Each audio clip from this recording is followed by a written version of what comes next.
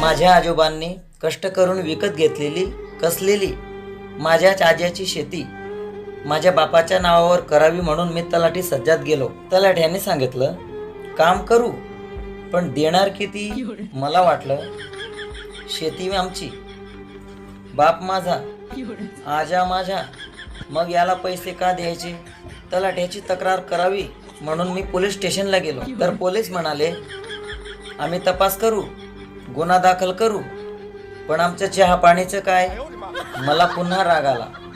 यांना तर सरकार म्हणजे मीच पगार देतो, मग हे पुन्हा चिरीमिरीवर का मागत असतील?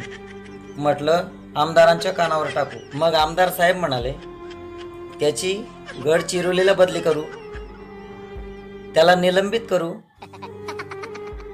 मंत्र्यांना भेटू, पण वजन ठेवल्याशिवाय फाईल पुढे जातच नाही.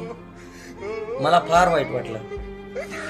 म्हटलं मी तर मतदान यांनाच केलं होतं. वाटलं कोर्टात जाऊ. गेलो. तिथे गेल्यावर कळालं तिथे पण आज उद्या मरेल अशी एक म्हातारी आली होती.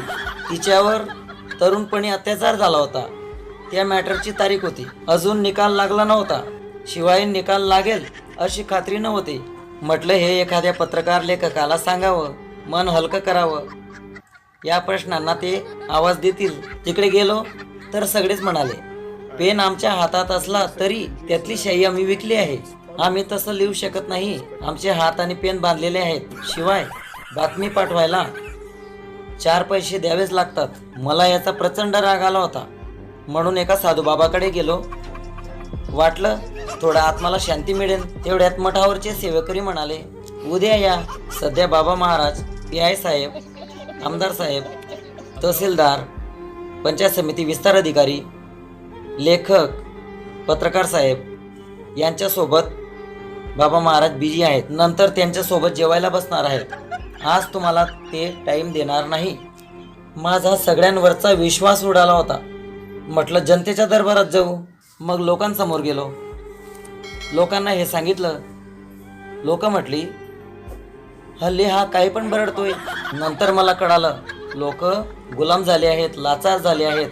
क्षणभर मला वाईट वाटलं. मी करणार तरी काय होतो? त्यांच्यात सामील व्हावं की मरावं की मारावं यांना? मी देशाचा मालक.